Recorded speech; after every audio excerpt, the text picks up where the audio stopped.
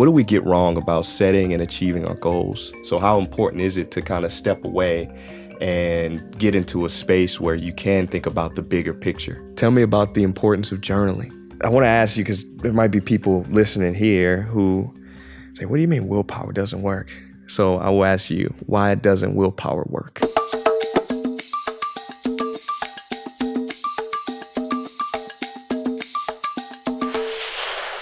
Benjamin Hardy, let's go. We doing it? We're on. Okay. Welcome to Sauna Sessions. We're already sweating. This is awesome, man. This is pretty cool. I'm happy to be with you, man. Yeah, me too. I'm so happy you're here. You look great. You obviously you train, you stay in shape. I love with that. 6 kids, man. That that's incredible. And I love that because it shows that you're not just teaching stuff that you don't live. You actually live the stuff you teach. And that's Working beautiful. on that. Yeah, well, that's it. I don't think we ever have it figured out. I think we're all works in progress, and you're doing it. I love your attitude. I love your spirit. I've been inspired by you, many of your books in the past, and like I said, I've shared them with so many people. Willpower doesn't work. I think I first heard about your work in a mastermind. I think it was Tom Bilyeu. He was talking about it, and some other people were talking about it. I was like, who is this? So I looked you up, and amazing work. I'm so just freaking honored for you to be here. What are you excited about these days? A few things. Definitely, I'm super excited about. I'm big on my family. Obviously, 6 kids, teenagers, 3 teenagers almost pretty much now. So that's crazy. Wow. Crazy self-development. When did you have your first kid? What age? Well, we adopted our first 3 from the foster system. Okay. So yeah, I was in the first year of my PhD program. This was in 2015, and we became foster parents of 3 kids and spent 3 years battling the foster system to adopt them. And eventually we did adopt them, and my wife then got pregnant with twins literally a month later.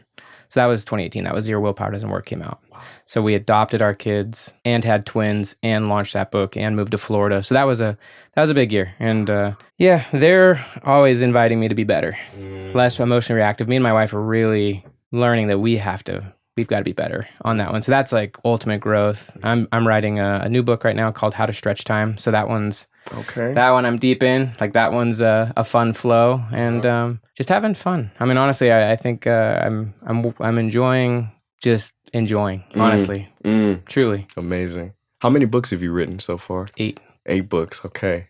Wow. Are you gonna stop at 10, or are you just gonna keep going? No. Not gonna stop. It's fun. I do it for me. Like right now, I am broken, man. Trying to write this book. Like, I mean, I tried to write yesterday, and I got some good stuff. But I mean, every time I really try to do that, it is such hard work. It's such deep work, and so I love it. Like, I feel like it's a huge investment in myself and other people. So I'm not gonna stop.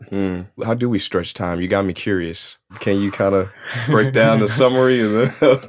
So that's a really good one. So I don't want to get too into it now because I'm like not very refined on the thinking, but on one level. But what does it mean to stretch time? I guess start there. So time, there's like a lot of different ways of looking at it. You could look at it physics perspective, from the psychology perspective, even from the spiritual perspective. From my view, it's really about progress. It's about internal and external progress in a given chunk of time. So like say a day goes by, you could make no internal and external progress. A lot of it, maybe you're just on autopilot, or you could literally have an experience that changes your life. And it could be as simple as just connecting with another person, or you could have courage and really try something and open some new door, right? And so, yeah, it's really about, from a physics standpoint, time is really based on how fast an object is moving through space. Have you ever seen Interstellar? Yeah. So you know how like they jump on the planet and it's going really fast and like their time is slow compared to Earth. Exactly. So time dilation is really what stretching time is all about. So that has to do with physical movement. So it's like if you're making progress, towards goals, your time is going to be slower than other people. But there's also psychological time dilation, like near-death experiences or stuff like that. And so that's more about just having deep experiences, like deep transformative experiences. So that's really what stretching time is. Wow. That's amazing. Okay. I love that. So Benjamin, a lot of your work is focused, I think, around just human optimization, stretching time, or, how to architect your environment in a way that you can become the best version of yourself, how to achieve goals. I want to start with goals. What are most people doing wrong? What do we get wrong about setting and achieving our goals? I think that the first one, and this kind of fits with the 10x is easier than 2x book, is that most goals are way too small. So the goals are too small and there's too many of them. Like, so if you have a lot of goals, obviously you're not going to be very focused. You don't have a very clear future self and you're focused on quantity, not quality. So too many goals, and literally that could even be like for this week, you have too many goals. So you're focused on quantity, you're focused on like breadth, not depth. And so that's a number one challenge, is like too many goals, but also not high enough. So when you set really, really, really high goals, actually, like this is what I've been geeking out on lately, is impossible goals. And I've been talking, and I'll be interested in your take on this, but I've been talking a lot to a guy named Dr. Alan Bernard. He's a good friend of mine. He studies decision-making, and he's been studying impossible goals for 20 years. But basically, if your goals aren't impossible, if you don't think that they're impossible, then what that means is that you're operating from your past. If it's impossible, then you don't know how to do it. But if you think it's possible, then you know how to do it, or you think you do, so you're using your former experience to guide you. And so you really want, obviously, intrinsically motivated goal. You want it to be based on what you want, not on what other people think. You want it to be seemingly impossible, because once it's seemingly impossible, really, really high, then, using Dr. Bernard's question, you say impossible unless what? It's impossible unless. But there are a few things. So with big, big, big goals, like ridiculous. I'm saying, what's your impossible goal before the end of the year, right? You take whatever goal you have and make it impossible. Very few things will get you to something that high. Like very few. There's very few strategies or relationships that'll get you to that ridiculous of goal. And so that's why it's useful, is because those are the few things that matter. And that's really what like effectiveness is doing the few things with really big upside, not the many things, the 80-20, right? Not the 80% of things that don't move you forward. So big, big goals get you into the 20. Very few goals get you into quality. Very few. Impossible goals. Wow. That's what you got to go for, man. If you're not going for impossible, you're operating from the past. Do you have an impossible goal right now? Yeah. My team and I have a few impossible goals we're working on. Like literally, we've got impossible goals for the end of this year, right? So I've got a pretty fresh YouTube channel. So like 87,000 subscribers. So like our impossible goal before the end of the year would be like way over 500,000. But like it's a serious commitment. Like it's a true, and like we just decided to do it. Like we're just like, yeah, like actually we could blow past it if we make it a focus and we figure it out. And if you say impossible unless, right? I mean, it's, of course that's not impossible, but from our perspective, from our situation, given my past growth, like that'd be ridiculous. I'll give you an example of a friend of mine. Okay. So he's a guy named Greg, 56 years old, 56, and he's been in a business for 5 years. They basically create care facilities for people with dementia in Columbus, Ohio. So he's been doing this for 5 years, and he has one big property. It's got like 90 beds, 100 employees. So he read the 10X book, and this was like 4 months ago.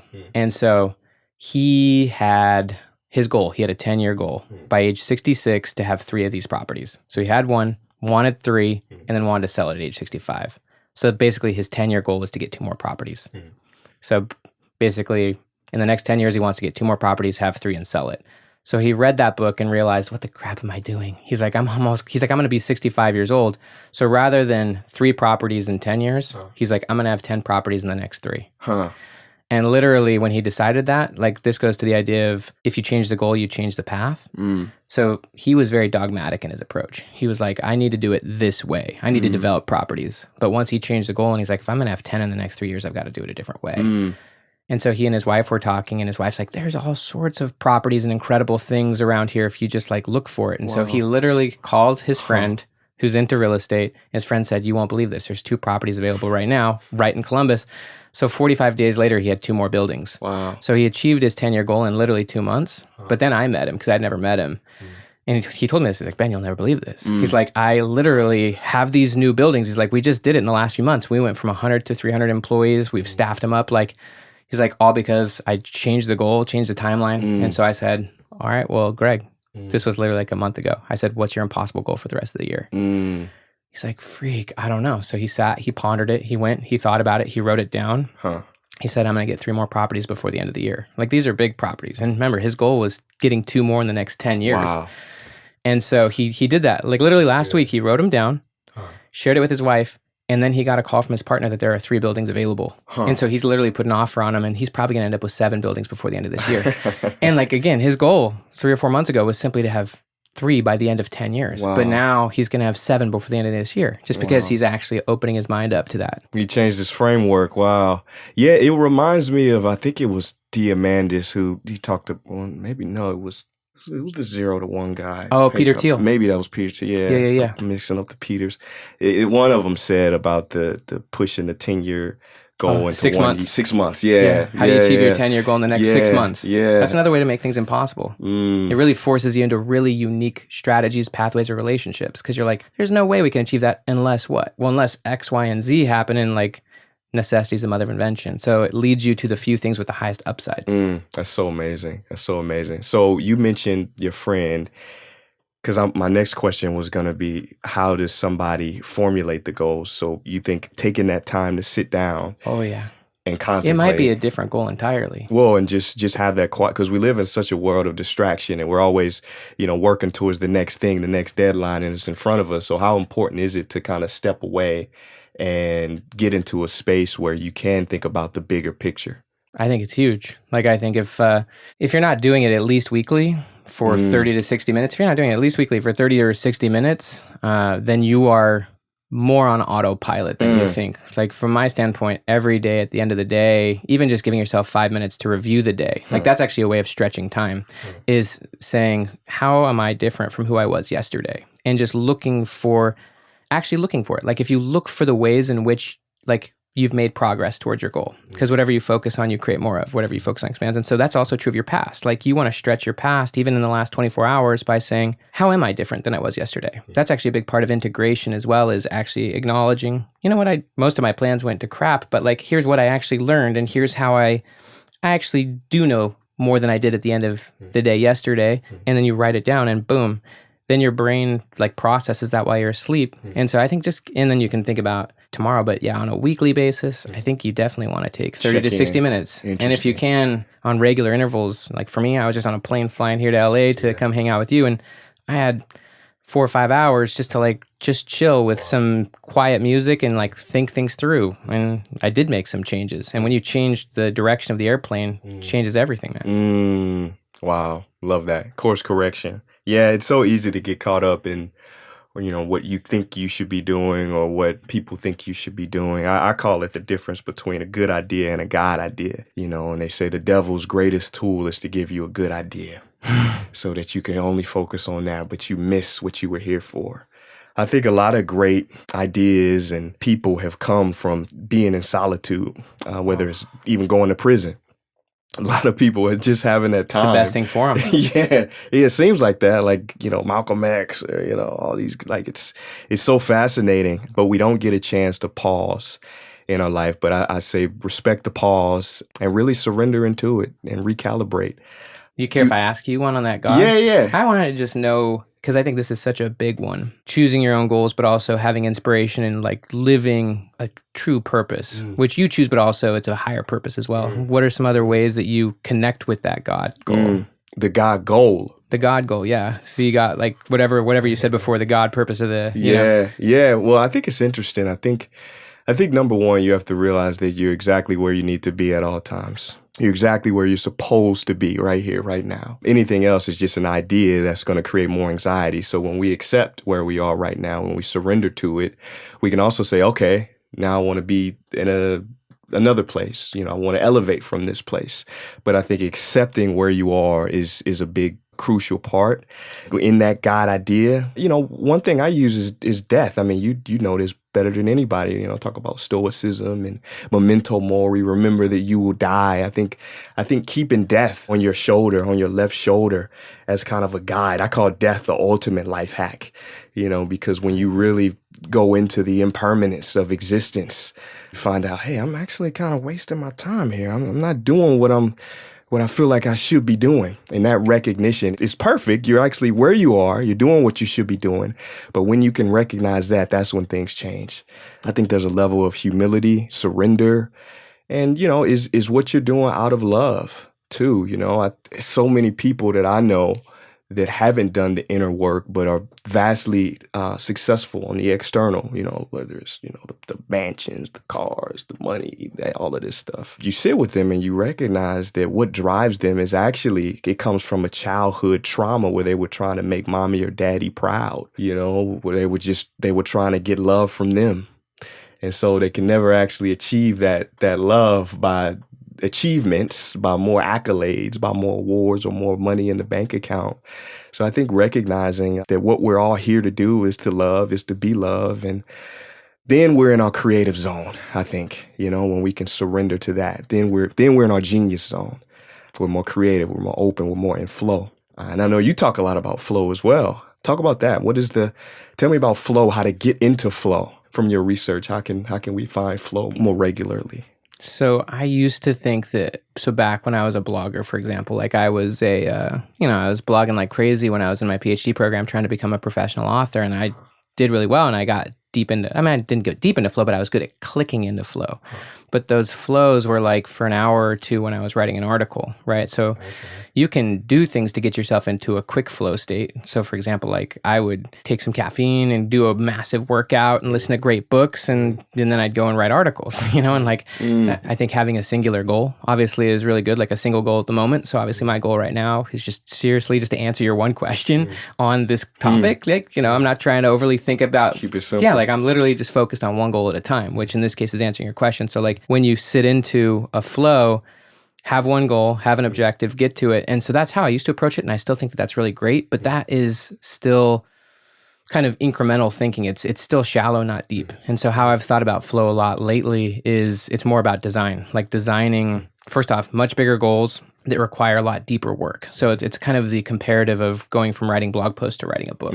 Like that book requires so much deeper figuring out and stuff like that. And you can't just jump in for 30 quick 6 minutes. I mean, you can, but sometimes you need bigger chunks of time. So Paul Graham, he's basically an entrepreneurial guy. He talks about a maker schedule versus a manager schedule. Manager schedule is where your time is thinly sliced. You got like meetings every day. You got meetings, like your time is all cut up. You're shifting topics, shifting activities every like 5 or 6 times a day. That's very shallow. You want bigger, deeper chunks of time, like literally like many days a week where there's nothing on the schedule, where you're just solving like, I might be just trying to solve one chapter and like really thinking through. So I'm going deep, not shallow. One of my favorite books on the topic is called Catching the Big Fish. Have you heard of that one? It's all about meditation, consciousness, and creativity. And it's basically like most people's consciousness is up at the surface. So all they can see is the little fish, little ideas. Wow. But to go deep, you need bigger blocks of time. And so I look at flow now a lot deeper, where it's like, I look at my schedule for the week and the month, and I'm like, okay, I'm trying to do 1 or 2 things all week. And these are deep, deep things. But like, if I can figure something out here, it's going to have a big impact rather than doing 10 blog posts. It's like, no, if I can figure this out, it's going to be worth 50 times those. It's that big domino. So it's about design now. It's about designing for really, really deep work and deep connection. And so that's kind of how I view flow now, is it's a lot bigger and deeper. And it's a lot based on quality, not quantity. Awesome. You made a video, I don't know when you made it, but you released one recently about the most exciting breakthrough, I think, in psychology. Get into that. What is the most exciting breakthrough in psychology? So this is like the last 25 years, but it's getting deeper and deeper. And so if you go back like from the late 1900s all the way to the late 1800s, like you got Freud and all these people, and they're all talking about the past. And so the whole view is that if you want to understand who a person is in the present, is all you got to do is go back and look at the past. So if I really want to know about you, so all I got to do is ask you about your past. Tell me all about it. Tell me about your trauma. Tell me about your life. And that was the view. And actually, Frankl had a different perspective. Obviously, in Man's Search for Meaning, he disagreed with that. He felt like it was a person's future that actually shaped their psychology in the present. Wow. It was their having meanings to fulfill, or purposes, or he used the word goals to fulfill. And so he said, in those difficult concentration camp events, if a person didn't have a goal or a meaning to fulfill, the present lost meaning. And so that's actually one of the crucial insights is that the present, literally this present moment, even though it's deep, it's important, it still has less meaning, even potentially no meaning, if it's not if it's disconnected from the future. Wow. And so where the research has gone is really all along the lines of future self and about the view you have of your future and the future that your brain most predict is going to happen. So our brains are always predicting and expecting what's going to happen, even like in this conversation, right? And they call it the default future, that our brain has a default future that it most expects, and that's the thing that's driving us. And so getting clear on what's the future that I'm most committed to, the future that I most expect, the future that is driving everything I do. Because people go to work. People go to work because they need to pay the bills or something like that. They've got goals, and so they might not even be aware of those goals or where those goals came from, but their behavior is being driven by the future. And so getting really clear and imaginative about that future. Albert Einstein said imagination is more important than knowledge. All the research is now getting to the idea of connect with your future self, imagine your future self, choose your future self, and then emotionally get connected to your future self so that you can start making much better decisions in the present. And so the future is what is fully driving a person, whether for good or for bad. Obviously, it's impacted by their views of the past. It's just funny because I don't know when I started doing this, but for me, I know that the brain is largely driven by the sight, right? I think the visual cortex takes up a big part of it. So I try to put signs around design my the workplace. situation. Yeah. And one sign, transformational triggers. Yeah, exactly. One sign is what will my future most developed self do right now? It's beautiful. That's using the future to drive your present intentionally. Yeah, it's so powerful because, I think so many people have said this, but I truly think that if you can get this, you can really make a big change. And that is the quality of your life is based on the quality of your questions, and asking these questions, these power questions, like what will my future most developed self do right now? It's beautiful. Yeah, and inevitably you will become that because your future is based on the actions in the now. For sure. And it's just a good reminder. I say put it everywhere you can. What would your future most developed self do right now? How you feeling? Dude, I love that. It's so true. That's really what the research shows on it is not only thinking about it. Most people don't think about their future self. What they do is they take the present and they push it onto the future. So they say the future, here's who I am. It's kind of a fixed mindset from Carol Dweck's work, but it's like, here's my present self. And then they push it onto the future because they don't imagine it. And then they don't get emotionally connected to it like you are and deciding, having a cool frame on it. My most developed future self. How would that person choose to live today? And so that's where you start getting emotionally connected to it. Start putting yourself in their shoes. That's it. So most people, they take the present and drive it into the future. But what you're doing is taking the future and driving it into the present. Yeah. And that's when you start making big moves. That's when your present looks very different from your past because the future is fundamentally different. And it's imagined and it's chosen. It's chosen. Wow. What's the Viktor Frankl quote about choice, right? In between stimulus and response, there's a space. No, that's the freedom one. Oh man, my brain's fried right now because I'm in this dang sauna. But he's like, first he talks about the why. There's a good quote about the why. He when has the why a strong enough why, can overcome any how. Yeah, he can overcome any how. But also when the why is strong enough, you will find the how. That's those few things, impossible unless. That's those few things. Or relationships, the few things that can pop you up there pretty quick. Wow. See, that has to do with faith, too. Huge. Huge. Yeah. Absolutely. Yeah. Faith in a lot of ways. Obviously, you can have faith in a higher power, and that obviously amplifies everything, and it can make the impossible possible. But it's also essentially getting committed and courageous towards what you believe to be a worthwhile goal. When you're operating by faith, you're operating from the future. You're operating with high expectation, high belief, high trust. Wow. Love that. Trust the process. Well, let's hop out. Let's hop out of the sauna. I'm done. You're like a freaking Roman gladiator over here. You just 30 more minutes. 60. I'm just kidding. No, we'll go out, dude. Let's go get some. Let's go get some coconut water. Let's get some coconut water and rehydrate. Man.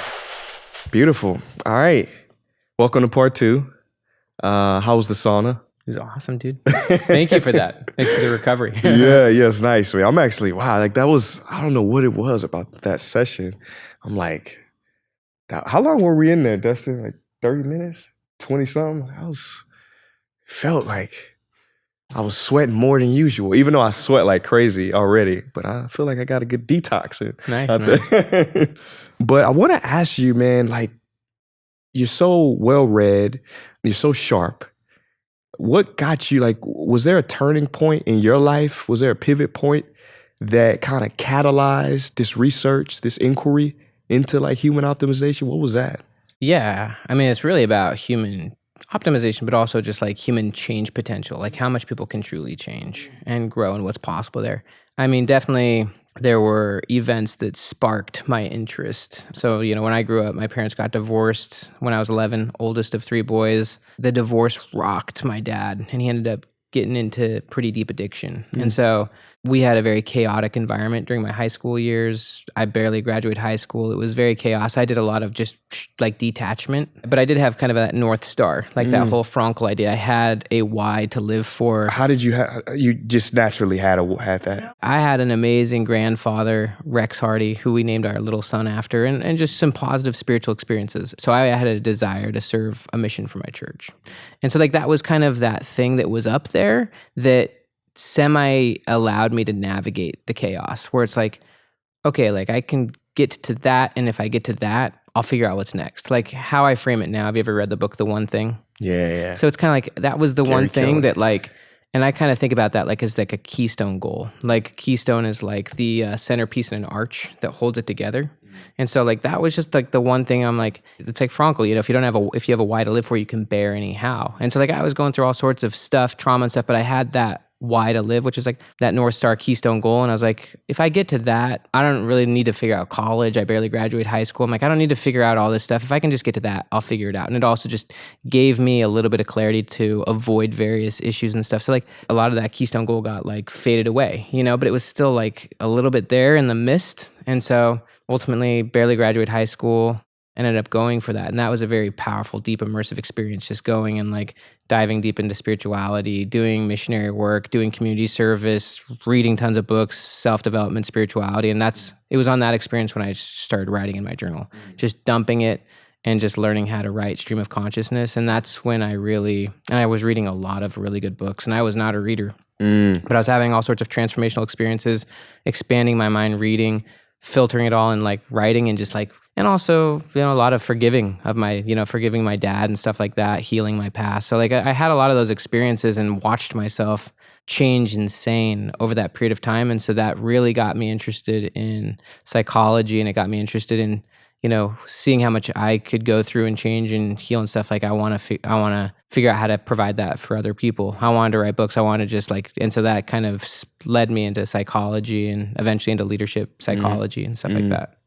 So there's a lot of moments along the way, those peak experiences or those transformational experiences that change what you think you can do and stuff like that. Yeah, we have a similar story because that's so funny because, yeah, for me, it was first doing the work on myself and then wanting to share it, me having the transformation within and like, oh man, these teachings, these understandings, these principles are so powerful. How do I find ways to share them? Because I think some people are like, you know, they don't share, they're a little stingy with it. But for me, it's like my goal has always been, how can I awaken as many people as I can to their truest, highest version of themselves? And I feel like you have the same path almost. Yeah, and when you want something like that, which it's very obvious that you do, it's just very obvious how you become a lot more open to doing stuff that, you know, back to the impossible goal, you become a lot more willing to do stuff, but also it's not really as much about you. So you don't get as held back by all of the fears and the friction that people are worried about with their posturing and stuff. You're just like genuinely just trying to figure out the best, best ways to do it in your own manner. That's it. Yeah. The ego, it's not about ego. The ego can definitely, you know, he can jump in, say, and look at me along the way. Yeah. Look at me. I did this, I did that. But I think when you kind of have that pure service mentality, pure service, not service to get something back,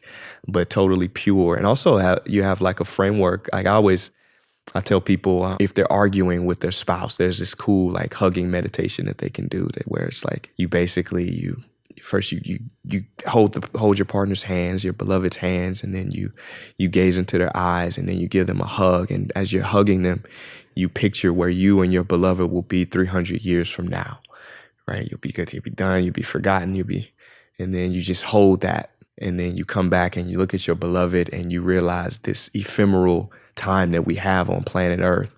What are we arguing about really? Let's just love each other as much as we can. And so just understanding that this time, the law of impermanence, that we're here for a short time. And we don't know when we're going to see our last sunset. Let's enjoy it while we can. And there's no more ego involved then. It's like we're just here. Let's serve. Ram Dass, he says, we're just walking each other home. Amen. Yeah, I think having that connection to even the afterlife or like the future beyond or even death, as you said before, it gives you that permission, but also that sort of urgency. But it's also like, it just gets you into that state where you're doing like those high impact things. I mean, even just this morning, I've been a little, we all go through peaks and valleys.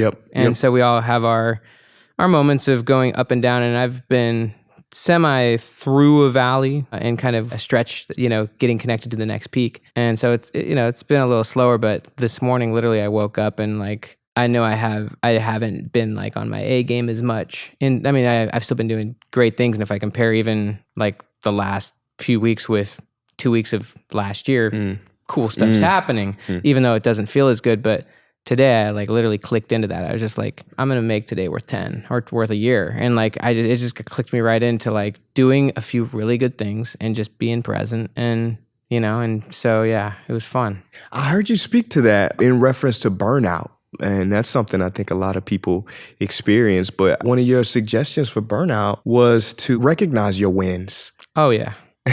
For sure. Get into that a little bit. So, I mean, me and Dan Sullivan wrote a whole book on that, The Gap and the Gain. But yeah, a lot of people, especially high achievers, they're always measuring themselves in the gap, right, against where they should be. And even as a parent, it's very easy for me to, my son's into tennis. And so it's like, it's very easy for me to like, be like, hey, you got to get to that next level, and like...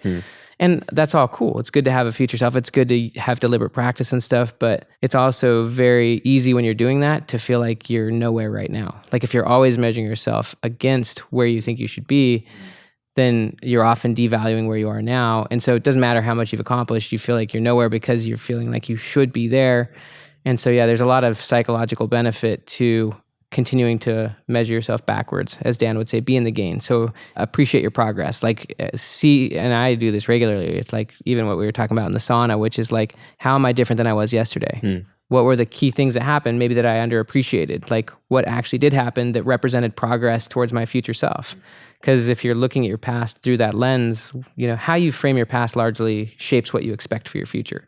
And so if I'm seeing progress, if I'm seeing evidences of, amazing growth and learning, then now my past is valuable. Like I view it as your past is either an asset or a liability. Like if it's an asset, even if you went through a deep trauma, but now you've gone back and you've learned a lot from it, now that's continuing to pay you into the present and the future. You get an interest on it. So like your present and future keep getting bigger and better. Whereas if you frame it as as a negative, then it's a liability and it's costing you in the present and the future. And so that's how I look at it. Like, and this is really psychological, but a lot of people, and this goes back to our conversation over there, like Freud and stuff, and even just most people, they tend to think that the past is what's driving the present.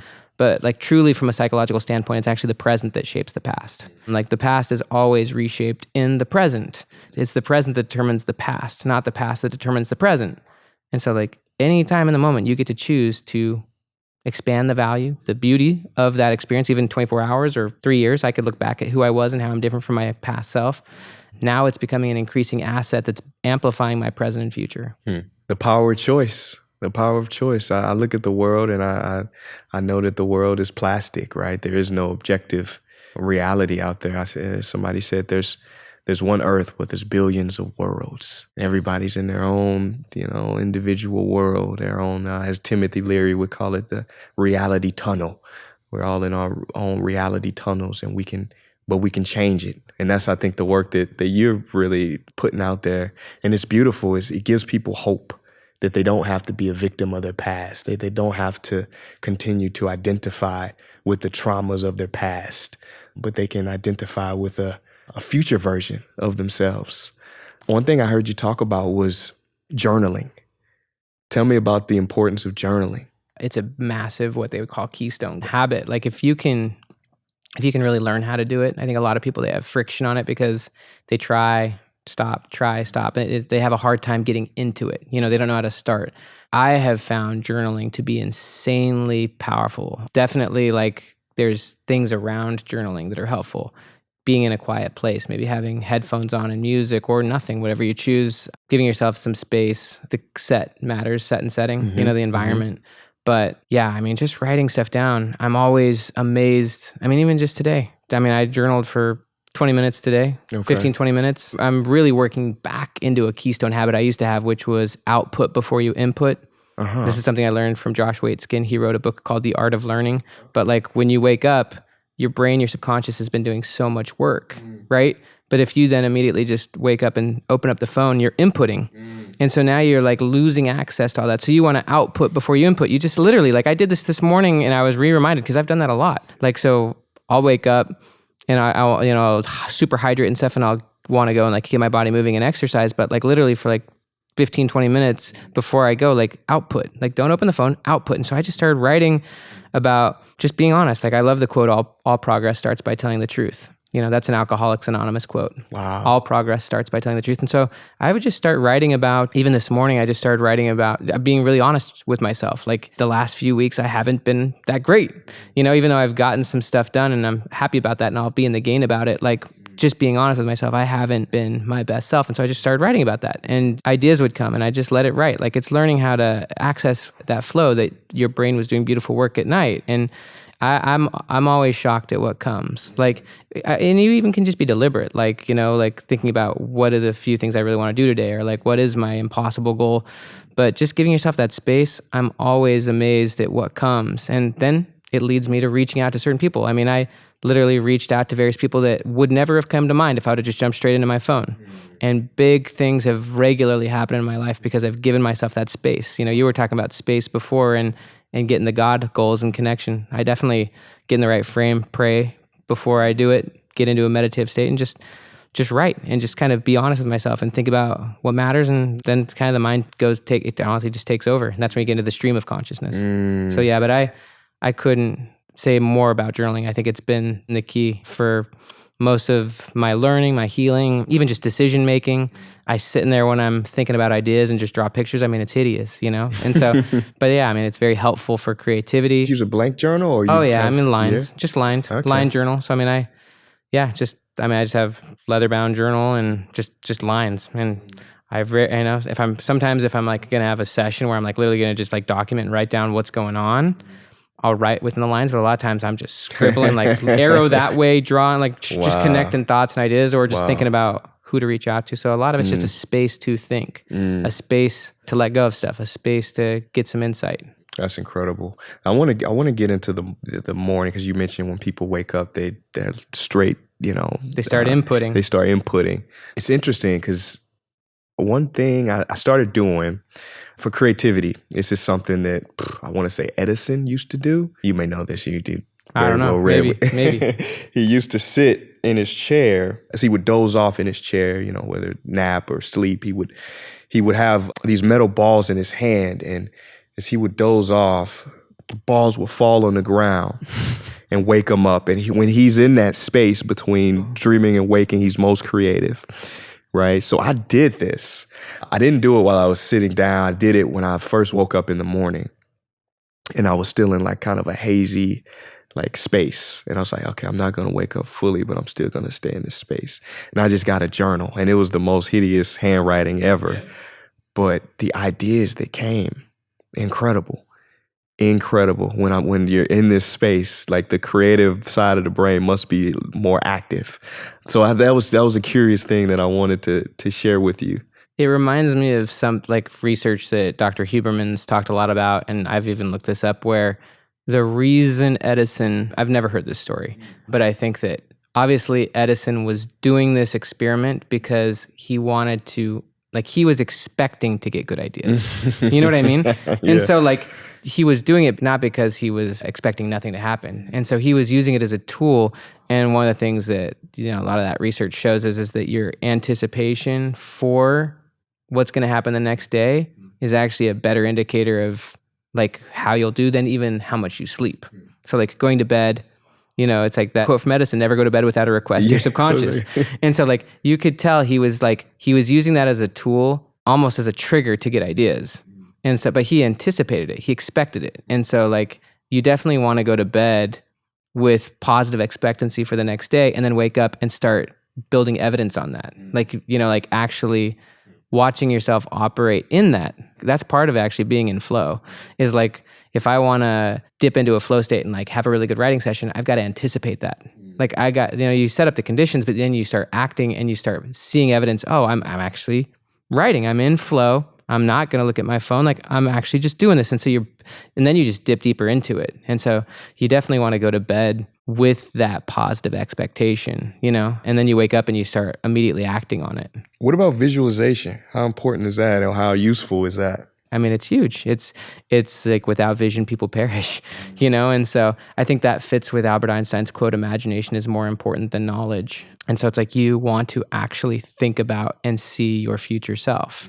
And what was the way you put it? My most developed, most developed. Yeah, so actually see that. What does that look like? And then let that image, because, one of the ways of describing identity is your image that you have of yourself. It's the picture you have of yourself. It's the story, but it's also a standard, And so letting that self-image or that picture, but also make that become a standard. And so if you can't see it, you even said visual cortex is what largely shapes the brain. And so if that's what you're seeing, then you're changing your brain. That becomes the new default future that your brain's projecting and predicting. And so, yeah, I think you want to see it, even in little ways. Like when I'm coming home from work, like, can I positively anticipate, can I see myself having really good, just simple, fun connections with my kids, right?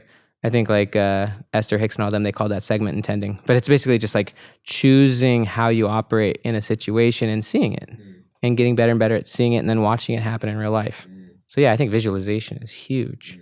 It's a huge part of deliberate practice too, of just seeing yourself do the skill at a certain level, having this conversation and it being smooth, like just practicing watching it happen first and then moving through it. And as Goddard said, the secret is the feeling, or feeling is the secret, right? Like you want to put intense Assume emotion. the feeling of your wish fulfilled. I love Goddard. Goddard's great. Yeah. Legend. But that's going from thinking to feeling to knowing. So you want to think about it, see it, visualize it, but then you want to get to that place of feeling, knowing that it's true. Assume the feeling of your wish fulfilled. Get to that place of gratitude, acceptance, non-attachment, peace, and then getting to that place of knowing where you start building the evidence, watching yourself move forward, having the peak experiences where now you have this confidence and expectation that that's just what's going to happen. That's great. I wanted to ask you, because one of the first book that I read from yours was Willpower Doesn't Work. And I want to ask you, because there might be people listening here who say, what do you mean willpower doesn't work?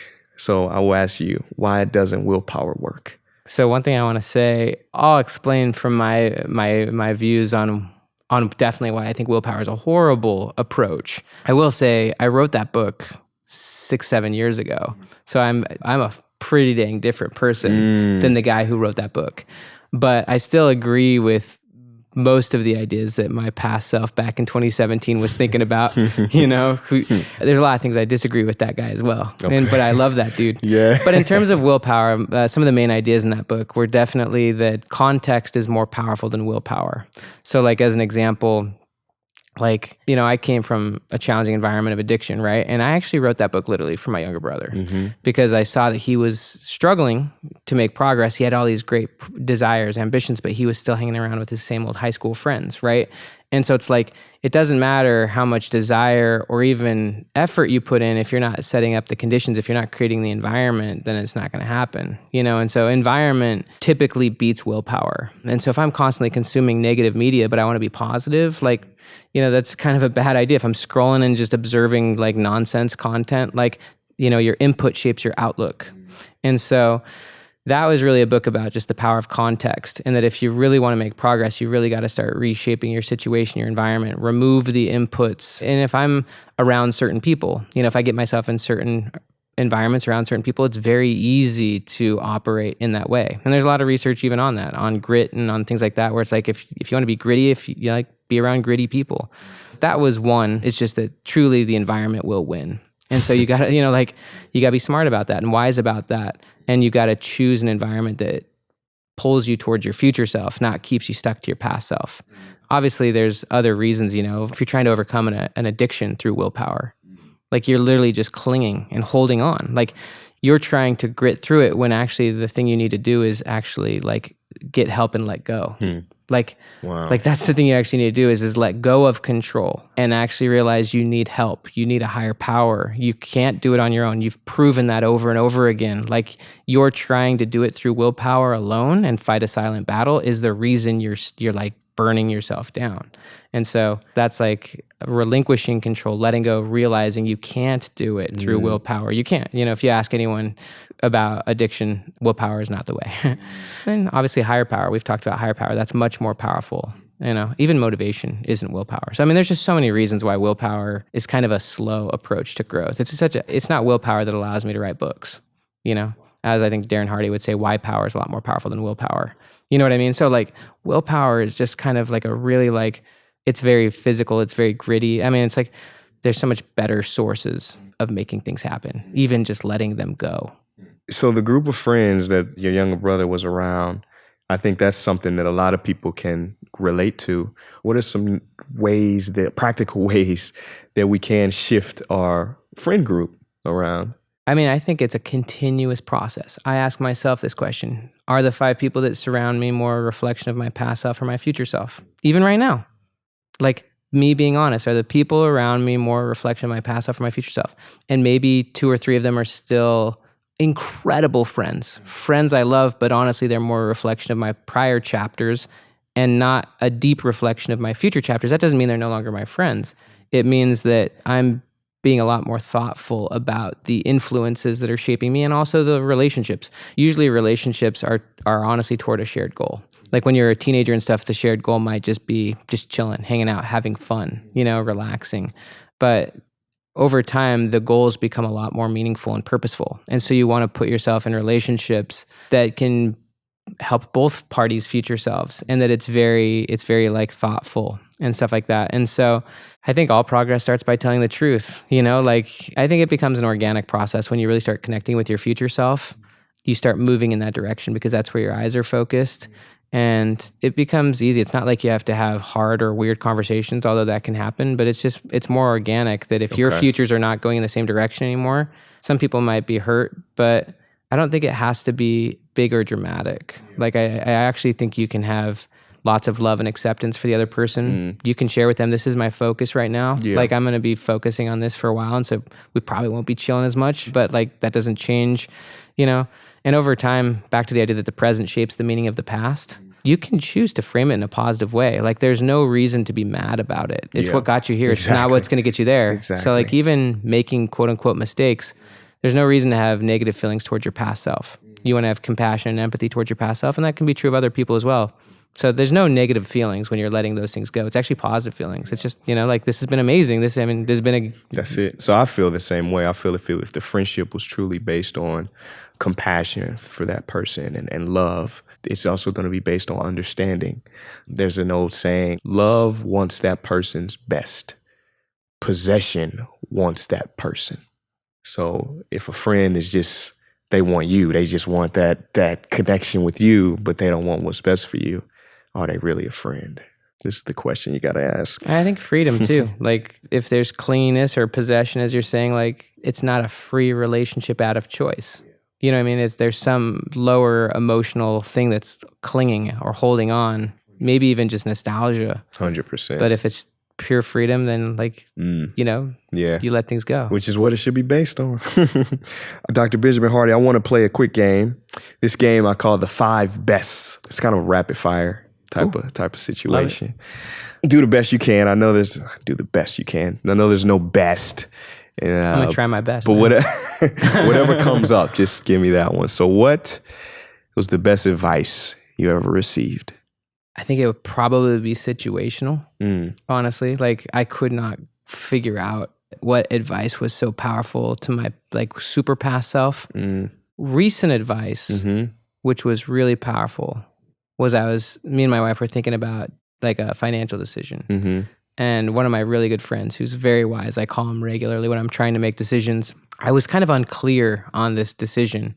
And he basically said I would not invest any money, but especially that much money on something I was so unclear on. You know, and like I was just generally unclear, but I felt pretty good about it. And then it just like made it a no-brainer. It's like, oh yeah, I'm not that clear on this, so why would I do that? I mean, that was an important recent decision that I've made.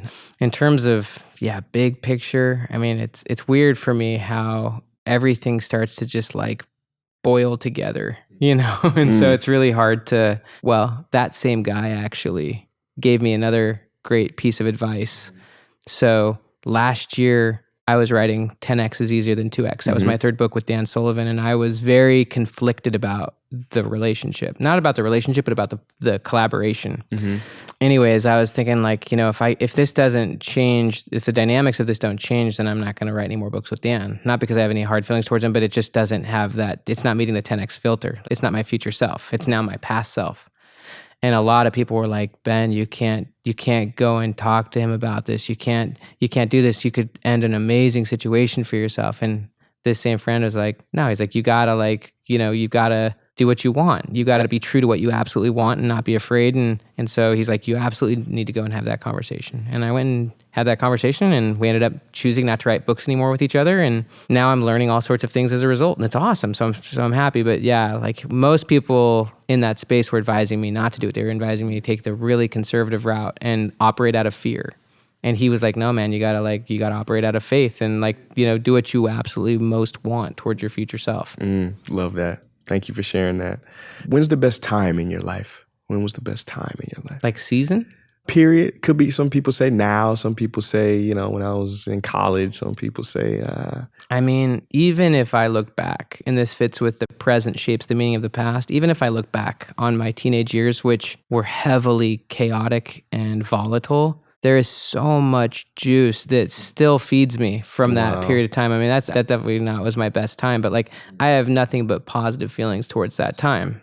I do think right now is incredible. Yeah, my life is really awesome. It's challenging, it's tough, but 6 kids, we live in a beautiful place in Florida. I get to have conversations like this. I'm doing deeply challenging, meaningful work, awesome spiritual work, and so definitely now is awesome, but I mean, there's so many cool chapters. I mean, even my Clemson chapter, I mean, that's when I became a professional author, and that 5 years felt like a decade to me and my wife. That's when so I mean, I just love all the chapters. Honestly, all the chapters are awesome, but right now is very abundant, very blessed, challenging as heck. It's challenging, man. But every day is every day is worth a year right now, man. Hanging out with you, this, even flying to California, I've just lived a year in the last day, and so it's really cool. Beautiful. Best quote you ever heard?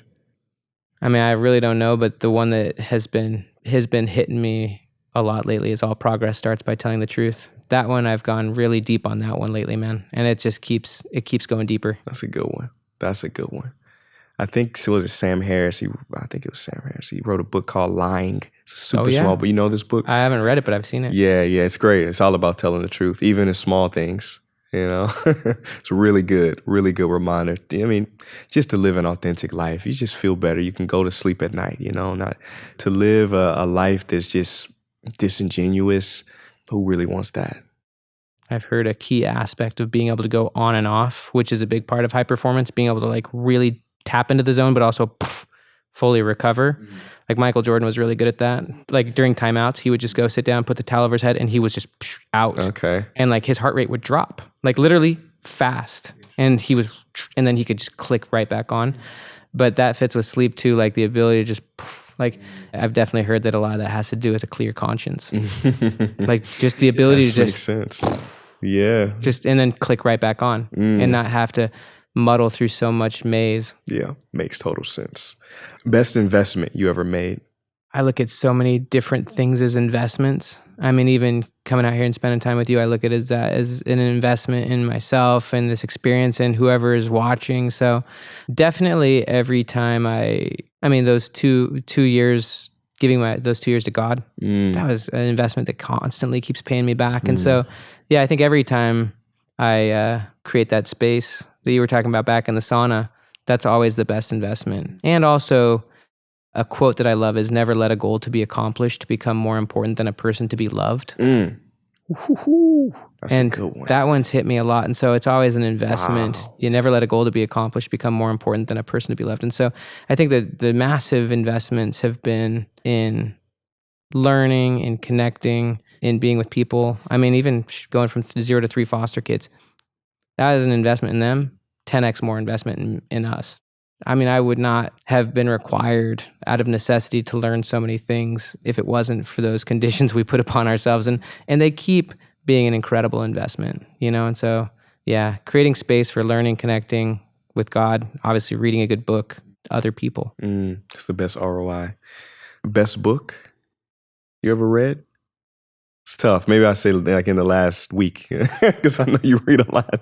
Yeah. Maybe the last year or two, last 5 years. Yeah. I mean, I really don't know. I mean, I do read a lot. Definitely love, you know, some of the classics. I love spiritual books. I love, you know, religious texts, even things like the Bible. But yeah, I mean, that's always deep. That's it. Yeah. Always deep. I mean, I love digging into that stuff. I love Covey wrote a book way back in the day called Spiritual Roots of Human Relations. It's kind of like the spiritual version of what ended up becoming 7 Habits. It was earlier on. It was more kind of spiritual and religious in tone. I mean, I read that one. That was powerful. But I mean, recently I read, you know, Beyond Possible. I was just talking to you about that book, Nim's Punja, I think. That's Beyond Possible. I mean, that was killer. That was inspiring. You mentioned one called Go for No or something like that, right? I was listening to that book and I was terrified to have a certain conversation. And I read that book and it just gave me permission to go get a no. Like sometimes I think we make it so much that we want to get the yes. You know, like if I'm going to ask for that raise, right? Or if I'm going to pitch myself to that, you know, go ask that girl on a date or whatever it is, we build it so much up to the yes. But if you just start going for no, then you can take huge swings. That book is an awesome reframe about like actually getting big no's is a win. It shows you're going for it. You know what I mean? Like how many no's did you get last week? You know what I mean? If you didn't get very many, then you're not swinging above your current situation. If you're getting all yeses, then you're not swinging high. Wow. And so that's a cool book for sure. The last question is the magic wand question. And that is if I gave you a magic wand and you could wave it at the world, make a wish. And when you woke up tomorrow, that magic wand wish will be granted. What would your magic wand wish be for the world? These are great questions, dude. This is awesome. I have no idea. I mean, those big questions do, I think, lead you to the most cliche answers. I love them. I mean, what I would say is family. I think family is such a big one. I think that people investing more into their family, whether it's their siblings, whether it's their kids, whether it's their spouses, I really do think that family is a powerful force in our own lives and in society. And I think that if there are good, strong families, a lot of stuff happens, man. And family is where usually a lot of the growth happens, for better and worse. You know, you're challenged by your siblings, you're challenged by your parents, or you're challenged by your kids. And so I would say a much bigger emphasis for individuals on their family. That's great. Yeah, strong family, strong community, strong city, strong nation, strong country, strong world. The family is the root. It is, man. Benjamin Hardy, wow. We did it. You gave a lot of gems. Really appreciate your time. Tell me, where can people find out more about your work? When's the book coming out? Stretch time. I think it's not going to come out until next August. Okay. So August 2024. Okay. We got a little time. We got some time. Got to stretch it. Hopefully you've gotten some impossible goals between now and then, man. Hopefully you've lived 10 years before we get there. That's it. Well, I'll see you then. You'll have gray hair. We'll see. I'm just kidding. What's your social media? I would just say just benjaminhardy.com. Okay. You know, definitely have the YouTube channel, but social, just, you know, benjaminhardy.com. If people want to read the books, you'll find them. And subscribe to your YouTube channel because that's the big impossible domino. goal. That's the impossible goal. The fun impossible goal. That's the work impossible goal. Gotcha. I'm subscribing today. I think I already subscribed actually today. You do good. You make great videos. I love it. Thanks, man. Thank you for coming on Sauna Sessions. Thanks, brother.